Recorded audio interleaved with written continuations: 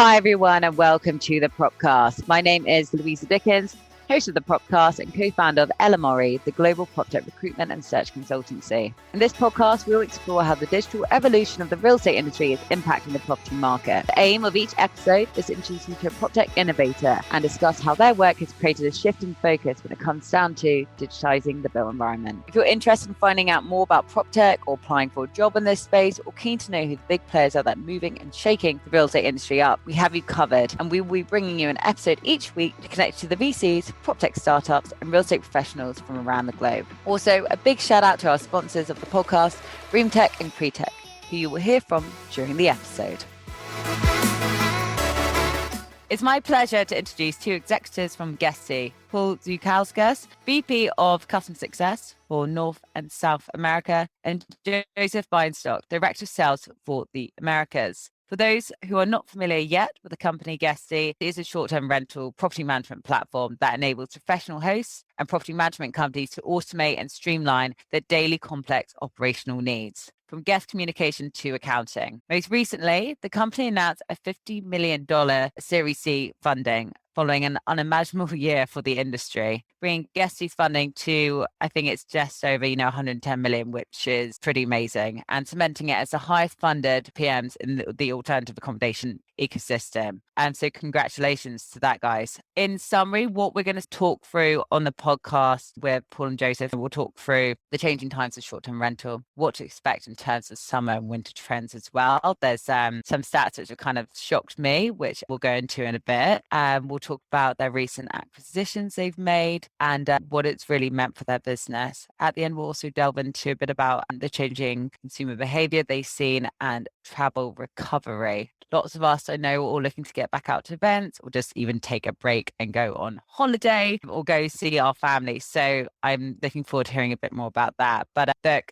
guys, thank you both for joining me, and let's get started with the show. Paul and Joseph, tell me a little bit more how you both got into the space. Maybe, Paul, you can start us off. So I think that my journey with short-term rentals is a very common one. My mother-in-law went off to Lithuania for a few months to go visit family. And then all of a sudden we had her apartment in Santa Monica. And my wife was like, why don't we Airbnb it? It's perfect. And so we did that for a few months, and you just get this rush of, I can't believe how much money is coming in. Like the NOI on renting an apartment in Santa Monica was huge. And so then we started targeting kind of properties in Los Angeles for ourselves where we could have guest units, and we got into the space that way. And one day we were managing the two rentals, and I went online and I was like, there should be a way that I could publish this rental on all these different OTAs. And so I went and I looked and I was like, oh, Guesty's doing it. I kind of just dropped it there. Now, fast forward 2 years later, we're still managing our Airbnbs, and I get a call from a recruiter talking about Guesty and this kind of client services role. And at that point, I just thought it was kismet. I was already doing it personally, which obviously the recruiter had no idea about. And then once I got into the inner workings of Guesty and understanding their business model, I just got very excited for what these PMCs were doing, how they were growing, how they were redefining kind of some of the hospitality space moving forward. And then it just aligned with my previous professional experiences in client services, where I was managing global teams of implementation, customer support, as well as customer success. And so all those different factors came together to hit with Guesty. And that's how I joined about 2.5 years ago. It's been an exciting and amazing journey ever since. And you touched on it, which is this unimaginable year that we just had where we went through all these ups and downs. I'm really excited to talk through it. Awesome. Thank you so much for joining us, Paul. Okay, right. Joseph, what about you? What's your sort of journey to now? So the journey to GuestC is actually a very interesting one. So I actually started in the real estate development space, developing residential projects. And I've been doing that for quite some time. And over that time, I was always interested in the technology side of things. So for example, learning about different algorithms and extract data about the market, or what markets are the best markets to invest in. So I always had that interest in me, although it's the traditional residential real estate market and it's sort of separated from the tech side of things. But I always knew that PropTech was growing, that there was a lot of opportunities in that space. And then one day I've heard about Guesty, and I thought that was something that was very interesting. I wanted to learn more about that. Also at the time, there was the opportunity to look for a new thing, to build built in my career. And then I learned about Guesty and about the technology and the property management software that they offer. And I thought it was an amazing opportunity. I thought that the opportunity to offer a real end-to-end solution in the space really resonates. And I also, as part of the traditional real estate business, there was a lot of interest in short-term rentals and Airbnbs and other ways to increase the ROI. I decided to go for it and started with Guesty, started my journey in PropTech actually with Guesty, and fast forward 4 years. Today, I'm director of the enterprise sales team in the Americas, and we have an amazing product to offer. We're working with amazing customers from really different markets, different segments, and it's really been an amazing journey also to see how PropTech has evolved and the future that lies ahead. Yeah. If tech business keep getting investments like yours, I mean, the space is only going to grow. Now, you spoke about the product a little bit. I would love to hear a little bit more from both of you. What has the whole journey been? How's it changed? And maybe Joseph, you can go into this. And then I'd also like to hear, because there must be a lot of crossover in both your roles between sales and customer success and sort of developing those sort of clients. So maybe we can start off learning a little bit more about the product and its journey, and then how your, I guess, teams interlink. Sure. So I can get things started. So basically our founders, Amyad and Kobe Soto, they originally put their apartments up to rent on Airbnb. They then basically realized just how much of a headache it was. So if you're looking at between guest communication, cleanings, and many other tedious daily activities, basically that resulted in them becoming a property management company, helping others to manage their short-term rentals. Eventually, they actually realized that the strength was in software, and they submitted the idea of Guesty to the Y Combinator, which is a very prominent tech accelerator in Silicon Valley. And it's the same incubator that Airbnb graduated from, and a lot of other prominent tech companies, and ultimately getting accepted and graduating. Now, Guesty was built really with the understanding that professional hosts and property management companies have a ton of tasks to accomplish on a daily basis, whether it be staff management, issuing reports to homeowners, or handling and checkouts. So the software as an end-to-end solution helps users really save valuable time so they can focus on what matters most to them, which is ultimately growth and the ability to scale. And today, it's really more crucial than ever that our users can rely on tech solutions as an extension to their business and in-house teams. Technology enables them to automate a repetitive daily operational task in order to achieve the organizational efficiency that they're looking for and really peak productivity levels, ultimately saving hours of manual labor per week, which was basically a necessity throughout the last year that we've seen throughout COVID, in which many had to downsize and operate with very lean teams.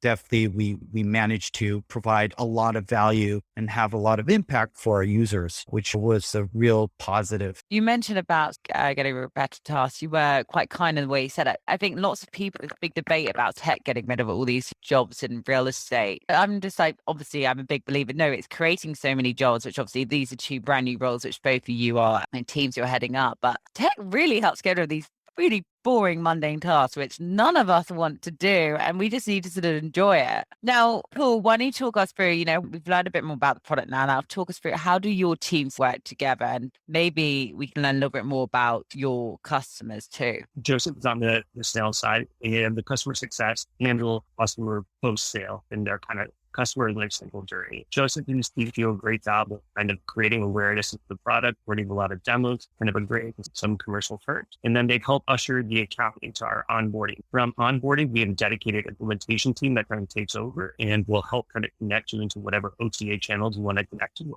lead, booking, VRBO, so on and so forth. And then they work with your general configuration at that point. From there, the customer success management team will take over, kind of help make sure that you are fully aware of any kind of new configuration recommendations that may come down with any new developments that our development team has provided. And so we're there to help you troubleshoot some of the issues, make recommendations of what we're seeing with our larger kind of lens of the various different business models. And then what we hope to do is continue to help streamline your own operations within Guesty. And so our entire idea is that if you're leveraging every area of the platform that you should be, if you're taking advantage of new kind of beta and pilot programs that we're releasing regarding new developments, that you'll be a really excited customer, you'll be a Guesty advocate, and that you'll stay with us for a long time. And we'll continue to partner over the course of many years. We're fortunate on the customer success side that we see a number of different kind of business models, and we get to be on the front lines of the creativity of our clients, whether we're dealing with large enterprise clients that have thousands upon thousands of listings and some of the operational challenges that they have with that. Or if you're a smaller property management company, potentially with 10 to 20 listings and kind of the various different challenges that you may see in more of a vacation rental type market versus the urban market where the enterprise players are. And so we get a good kind of view of the entire lens. Additionally, Guesty has a really robust marketplace where we offer a number of different types of partners that we can plug into Guesty's platform. And we like to say that our property management companies are like snowflakes. They're all you need. As much as we would love to put them in swim lanes and say, okay, you're fitting this persona, let's go ahead and let's add these certain functions in this configuration and you'll be successful. It just isn't that way. And so by having this robust marketplace, we allow a lot of our PMCs to pick and choose best-in-class products. They can leverage Guesty where they feel that Guesty is strongest, but they can also supplement Guesty and build their own tech stack. So even though you may not have your own development teams on site, like some of our clients do, you still are able to build this unique tech stack that's going to cater to your operations and the way that you want to function your business. Here is a message from our sponsor, Michael Beckerman from Cretech. Hey, this is Michael Beckerman from Cretech. I'm here to invite you to check out Cretech Plus, the first streaming platform devoted to innovation and technology in the built world, featuring new weekly videos from the world's leading real estate and tech professionals. The first month of streaming is absolutely free, and then you could use the code LMRE to receive 25% off your second month. To learn more, visit plus.cretech.com.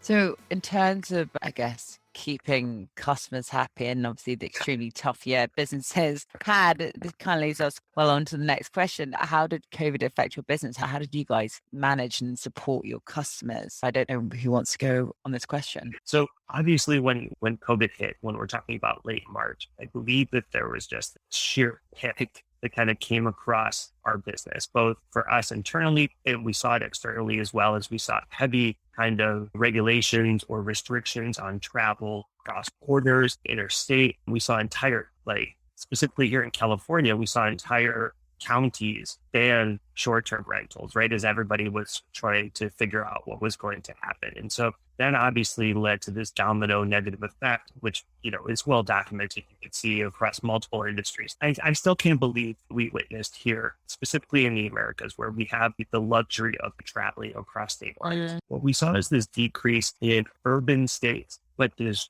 drastic increase in occupancy for traditional vacation rentals. And so you saw these city staters that said, I'm sitting at home, I'm working from my bedroom. Why not go and grab my family or my significant other, whoever, and why don't we just head out to the country? Our VR customers, once kind of the cleaning regulations and kind of the understanding of what was going to be the new kind of standard for cleanliness was implemented, we just saw this heavy migration of people outside from the cities to go to these areas. And also what we saw is that our property management companies understood this phenomenon fairly quickly, the ones that had the correct inventory. And so we refer to the amount of days between when you book and when you actually stay in your unit as the booking window. Traditionally, the booking window for a large format home would be somewhere around 60 to 90 days. What we saw is that this window dropped significantly. It became 7 to 10 days out. People were booking their reservations. And the reason is that they obviously were waiting to see what the environment or what the climate or what the latest news was going to be. They didn't want to make long-term plans. But as soon as the property management companies realized this, where they would traditionally lower their rates to accommodate last-second bookings, they kept firm on their rates, almost like Braveheart. I don't know if I'm dating myself here. And so they were sitting there nervously holding on to their average nightly rates. And then the bookings would come in 7 days in advance. And then those bookings where they were traditionally seeing stays of around 5 nights or 4 nights, they were seeing 7-night stays, 10-night stays, 30+ days, because people really had no reason to come back from their vacations because they were able to operate from these vacation rentals as if they were operating from home. We had this really positive impact there. There's also, I alluded to this earlier, where we have a number of different business models that we cater to across our property management. And there's 3 primary ones. There's owners. So owners, obviously, they own their own assets and they're able to control that. And a lot of the owners, when they saw the pandemic, they immediately just went to long-term rentals. So they saw that people weren't going to travel in the short term. They needed income immediately. They went ahead and they went to the long-term, kind of more traditional type of inventory. There's the lease arbitrage model in which people rent out a number of different units across a city or, in a specific area.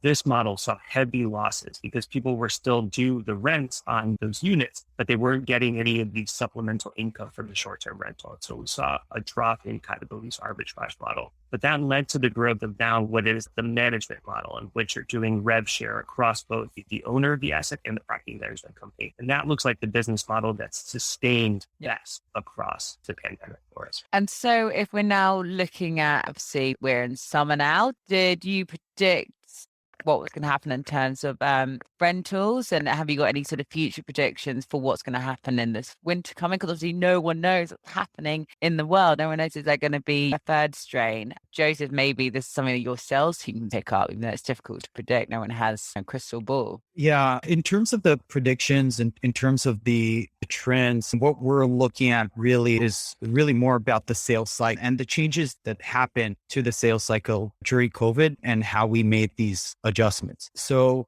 basically what we've seen is that COVID-19 did accelerate the need to digitalize property management companies, which really helped the sales process, especially with property management companies using legacy property management software or not using a software at all. And also talking about data. So obviously a lot of the modules in our software is about data analytics, about analyzing data to be able to predict or actionable based data, right? So these are all things that are very important. And obviously we have implemented them during the sales process. And of course, talking about numbers and how automation made the changes in terms of a property management company ability to work with leaner teams. So these are just some of the examples. Like I said, there is also a growing demand for automating more processes. And these are capabilities that we have, as well as workflows of the business. So if we're looking at revenue management,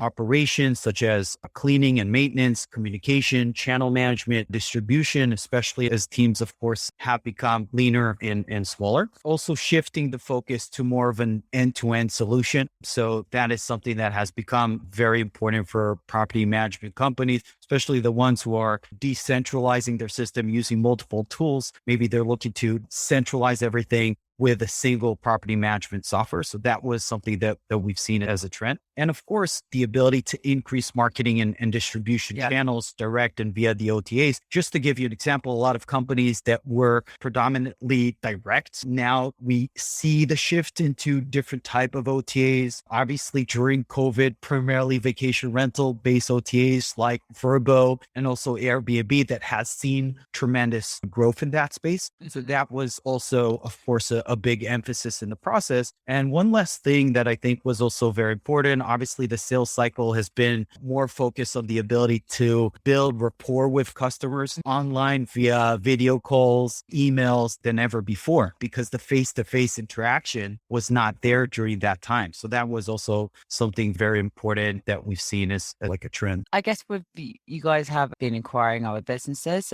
then, so I guess you talk about sort of end-to-end solution. You must be able to offer a load more services.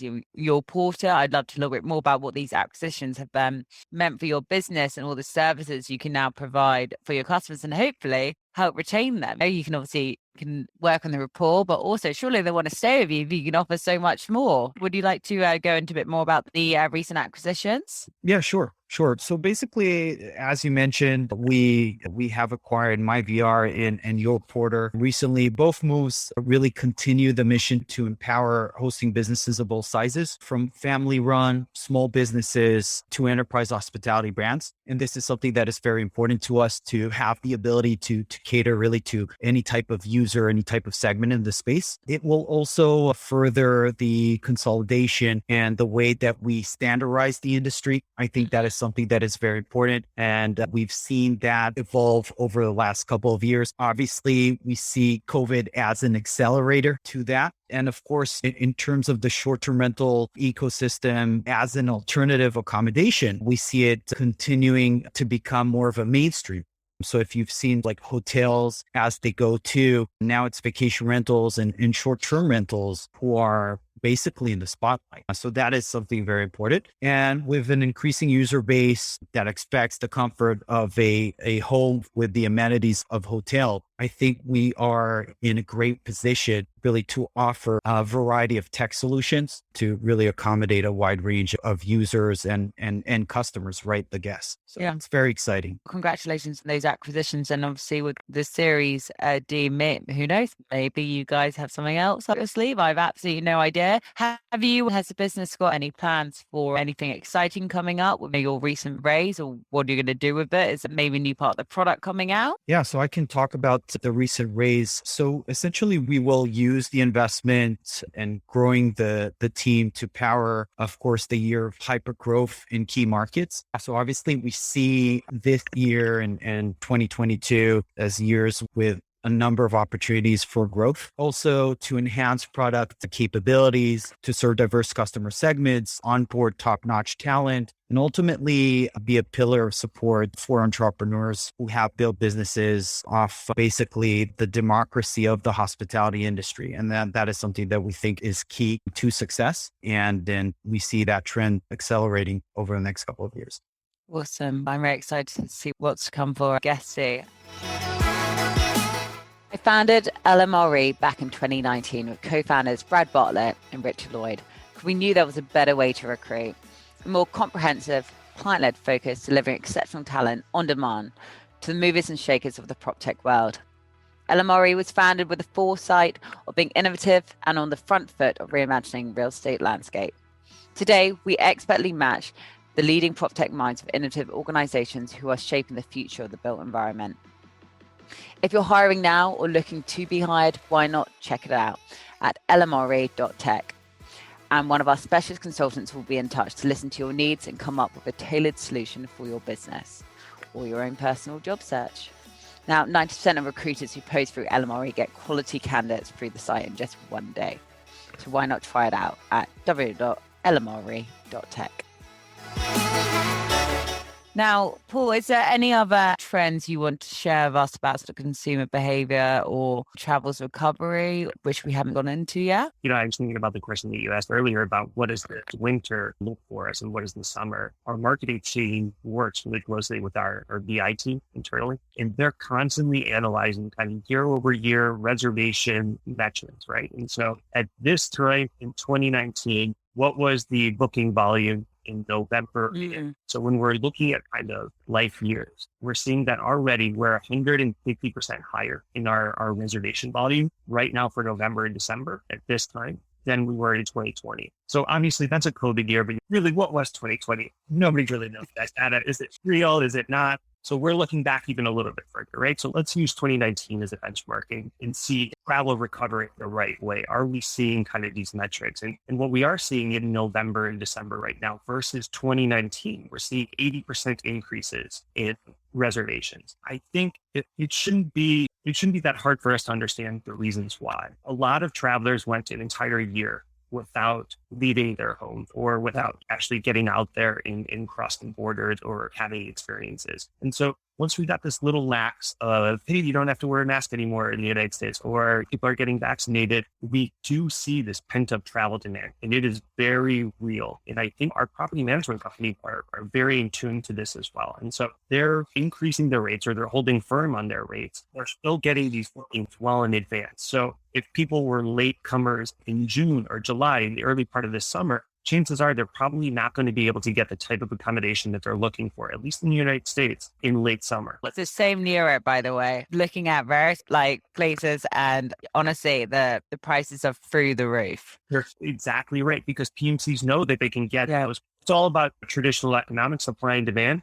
A lot of the supply kind of went away a little bit of what we saw. Owners took back their properties from property management companies during the pandemic, and they've been a little hesitant to give them back to the PMCs because they're afraid of what happens with the second or third wave of COVID. And so supply has shrunk a little bit. And demand jumped through the roof because everybody basically has 2 years of vacation budget in the window. And so we're seeing that directly, the future booking windows extending, longer stays again that I mentioned, and folks booking at higher ADRs, average daily rates, essentially with the PNCs. Other things that we've seen, though, changes that happened as a result of the pandemic is we talked about, Joseph did a great job talking about a lot of automation tools that Guesty offers. So if we're looking specifically from a customer success perspective, where are people clicking? Where is the heat map within our system? And where are we seeing increases in usage of automation? And what we've noticed is obviously in our unified inbox, the ability to automate messages, it's very important. So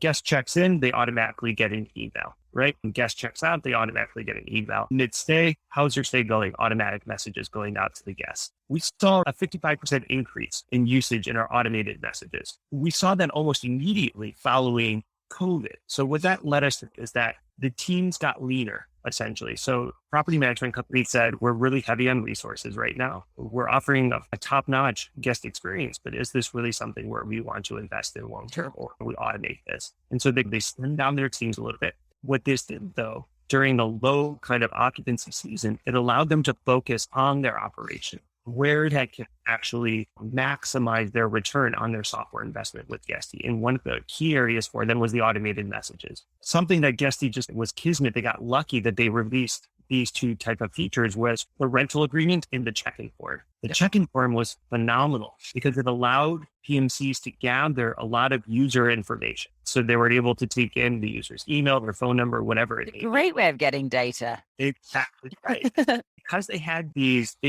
occupancy gaps where they didn't have them before. So if you were previously operating at a 90% occupancy, and because of COVID, now you're down to 70, 75%. Yeah. It's hard that you have a few days open on the front end of a reservation or a few days open on the back end. And what the best PMC started to do, they started to gather the information from the check-in forms and then started marketing, saying, hey, why don't I give you a 20% discount if you come 2 days? Because people were typically driving to these locations and not necessarily flying, PMC saw that they were able to extend even further. Or let's say they had some openings on the back end. In the middle of a guest stay, they'd say, how's everything going? Would you like to buy a mid-stay cleaning? So again, they can upcharge on the mid-stay. And also they're able to say, hey, we've got 2 days left on the back end of this. If you're really enjoying yourself, we've earned a 40% discount to stay with us a little bit longer. And so I think that the ability to market and upsell now are trends that happened where it wasn't a necessity prior to COVID because everyone was eating as much fish as they could gather. When the occupancy wasn't there, that necessity of maximizing the revenue per reservation was something where PMCs got really creative. And I think that trend is definitely here to stay long. Yeah. The power of marketing and collecting good data is instrumental. Just having that captive audience that's having experience in the middle of their stay and then being able to monetize that positivity further beyond just the review, right? Like for the longest time, the only real net gain of the PMC prior to the upsell was the positive review. They could then parlay that review into higher ADRs and higher occupancy. But now you could even do mid-stay upsells, like partnership programs with local kind of community shops, bakeries, tour guides, whatever it is. Everything's open now to the PNC where it wasn't. God, yeah. I'm a sucker for a bit of upselling, especially if I'm on holiday or just enjoying myself a little bit too much. Enjoy yourself, right? Oh no, just an email came through. Okay. Look, guys, I'm conscious of time and you've shared some incredible insights, which I know our audience are going to absolutely love. But the final part is the LMRE part. So L is where we touch upon very few lessons you've learned throughout your career, what tips you would give to someone maybe wanting to join your business. That could be something. Ms. obviously mentioned anyone or like a product or it could be a partner. Guesty. R is, I used to say R was what was the biggest regret, but I don't think we should have regrets in our career. I think what's the most rewarding aspect of working in prop tech. And then E is what are you most excited about for the future of prop tech? Joseph, why don't you get us started? started with, what's the main lesson you've learned and a tip you would give for our audience? Sure. So I think that one lesson that is very important, and that's also from a sales perspective, is to always make sure you have the right product market fit before you actually go to market. Once you have that in place, the ability to sell the product and the ability to scale is much, much easier. So that is something I think that is very important. It's not always easy to do. You have a lot of different requirements and a lot of different parameters that are not always in your control, but that's definitely a very important lesson. But when you have all of that in place, everything becomes easier. So I think that would be the main lesson. In terms of a mention, so I would like just to mention our industry leading communication management capabilities. I'm very proud that Guesty offers the best in class unified inbox, which basically centralizes communication across booking channels in one place, such as emails, text messages, WhatsApp, and other communication methods. And of course, the communication automation capabilities. And I'm very proud to say that we're the leaders in the industry and will continue to be in that space. And also, of course, what is to come, right? In terms of additional integrations, AI capabilities, more automation capabilities. So just continue to establish ourselves as leaders in that space. Let's forget the regrets. That was my faux pas. Let's be positive. What's been the most rewarding part of working in prop tech or at Guesty? Yeah, I think it's just to see how the industry has evolved, how technology has evolved, right? Over the last few years, and seeing COVID as an accelerator in the space. I think that was very exciting to see, and just being part of it. I think that's really exciting across different industries that just a few years ago, you would see just legacy systems and just much manual work. And it's always evolving, right? You're coming from traditional real estate. I'm sure you can see also in that space how things have evolved. And also in the short-term rental and vacation rental industry, we see the same trends. So that's something that is very exciting. And about the future of prop tech. So I'm just very excited about how we're implementing AI capabilities to further impact the industry. So in terms of, for example, revenue management or team and guest communication, data analysis, virtual and augmented reality, and much more. So these are tools that we are going to implement specifically in Guesty in the future, but it's also very exciting to see it as the industry as a whole. And I'm just very excited to see what are the possibilities of that. Awesome. Thank you so much for that, Joseph. Hi. This is Nelson from Property Quants. I'd like to invite you to join our Introduction to Data Science and Machine Learning for Real Estate seminar. To learn more, visit propertyquants.com/seminar and use special code LMRE20 on Eventbrite for a discount. Right, Paul, now your turn. Kick us started with what's the main lesson you've learned in your career? I always think about the advice my dad would give me when I first started managing people. What should I do? You've managed people for 30 years. And his number one lesson is don't lie, son. I will transition into transparency is so critical towards client relationships, even not just great relationships, but also internal relationships. So if you're collaborating cross-departmentally, if you're working with colleagues, having the courage to be transparent removes any ambiguity from the equation and allows people to collaborate on a forward goal. And so I find that specifically with clients, if Guesty's falling short in a certain area, if we uncover and we're fully transparent into our own internal processes, what our roadmap looks like, how we're going to prioritize certain things, it allows them to plan accordingly within their own organizations, and it allows us to build a strategic plan moving forward in which we can each achieve each other's goals. And so I guess just transparency is so critical in business to me now. And so that would be like the number one lesson that I'm carrying forward, that I keep trying to remind myself to implement as a best practice day after day after day. Yeah, I love how it's just the key thing there is just being honest with people. And I love how we have to remind us to do it. But we all feel it. Okay, right. What about anyone you want to mention, or maybe one of your providers that you want to give a shout out to? Yeah, there's two areas that I want to go with this. One of them is a partner on our marketplace. I'll get to that. And the first one is going to be Guesty recently just released an accounting module. And for our PMCs, accounting has been a pain point for them since I joined Guesty too. And we would love to go to market a little bit faster than 2.5 years with a module. But when you're biting off something as intricate and involved and necessary as accounting, you really do need to build in a rock solid kind of foundation. I know that we've gone through several betas with our accounting module, and we just,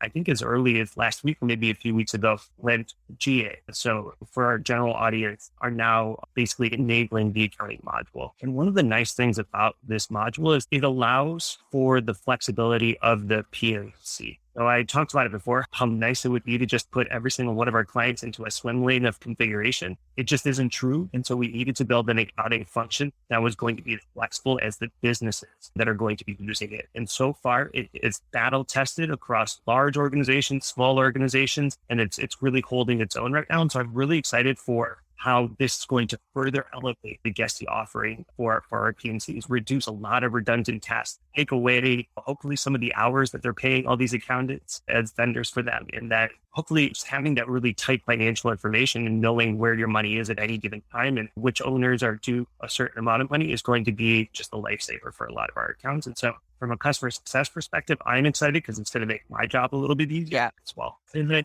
the other marketplace partner that I just wanted to highlight is that, so we talked about this pent-up demand of travel, and we would all like to be responsible travelers. There's pent-up demand in not so much responsible travelers. And the way that I would say that is that we're seeing an increase in damage in units. And so a lot of our property management companies are coming to us. How do I protect myself against the potential staying here? There's obviously a number of tools that you could do around background checks, but even those background checks can fall short at times. And so what we offer in our marketplace recently through a number of different partners has been a damage waiver kind of program. And so this is something in which it's a cost that you pass on to your guests, but it will cover you for liability up to between $2,000, $3,000, whatever plan you actually choose. And we've seen that the folks that have implemented this have had this ease of mind across kind of the types of guests that are staying with them and the ability to make sure that they're covering any potential damage that may occur. And so that's been a really impactful area for us. It's slightly worrying. Are people just more like careless or? Yeah, I think, about a rental car, right? If you're driving a rental car and maybe you don't know how it really works and the parking brake has been on for the last 10 miles before you realize it. You may have created some damage there without knowing it. I think also the social gathering aspect has been very real. If you just look at the recent news that may be swirling around STRs, kind of some negatives, a lot of it's been more so these social gatherings where people didn't have a place to gather. Yeah. It may be a little bit rambunctious. Understood. Okay. What's the most rewarding aspect of working in prop tech? I'm fortunate. I'm seeing all these various different business models and all these various different clients and getting to know a lot of these founders just through conversations like this. Yeah. And the most rewarding part for me is to learn about all the various different creative ways in which these owners are planning to increase their business or increase their revenues on the existing events that they have. And I think that this is further just being supported by just how fast the news is coming out everywhere across the STR. Got Sonder, who's moving towards a SPAC. You had earlier in the year Airbnb with their IPO. You had Kasai, which is a property management company down in Mexico, raised the single largest Series A from Anderson Horowitz. I'm hearing examples I'm joining actually calls with architects, developers, and property management companies all working on blueprint designs for large urban buildings and how can they actually create this mixed use building of a third of it's going to be short-term rentals, a third of it's going to be this midterm stay that's going to target the digital nomad, which we didn't mitigate, and then a third of it's going to be a long-term stay. And so I think nothing legitimizes the STR space a little bit more for me than a developer and an architect dropping hundreds of millions of dollars into a project and thinking to themselves, how am I going to accommodate short-term rentals in this offering? Because I know that it's going to increase my NOI at the end of the day. And that's why I'm excited. There's so much growth here. There's so much money flying around. Guesty raising its $50 million and doing it's super exciting. I feel like we should be talking about it a little bit more. I guess you nearly covered. Is there anything else for the final parts? What are you most excited about for the future prop tech? Is there anything you want to add in there? And I think that I touched on it earlier, and that's just the normalization. Seeing how the space was able to rebound and recover from such a traumatic kind of pandemic type of global event. Even its its durability or sustainability throughout the pandemic was very impressive. We saw some of the ancillary travel industries or hospitality industries crumble a little bit. Hotels really had a rough time during the pandemic. I know travel airlines and things like that had a difficult time. There was this one little bubble, this air bubble that I think we caught in the STR space, where it legitimized the short-term rental to a lot of folks that may have been hesitant to it before. And so that's what I'm excited about. I think that we've actually captured a larger market share now of potential guests. Before, folks were staunch. If I'm traveling, I'm only staying at a hotel because I know what I'm getting. There's consistency. Now I think that they've opened themselves up to the STR rental, and they had a positive experience. They enjoyed the space. They enjoyed the extra amenities of pools or whatever it may have been. And now I think they're here to stay long. But fingers crossed for more people to see the light. Unfortunately, we've come to the end of the Propcast, but everyone who's listening in, if you're not a convert yet, you definitely check out Guesty in the short-term rental space. Just explore a little bit. As you can see, there's so many different products which you can get with it. And I'm sure Paul and Joseph would love to hear from you. So any questions, definitely give them a shout. But guys, I will catch up with you after the show, and thank you so much for joining me.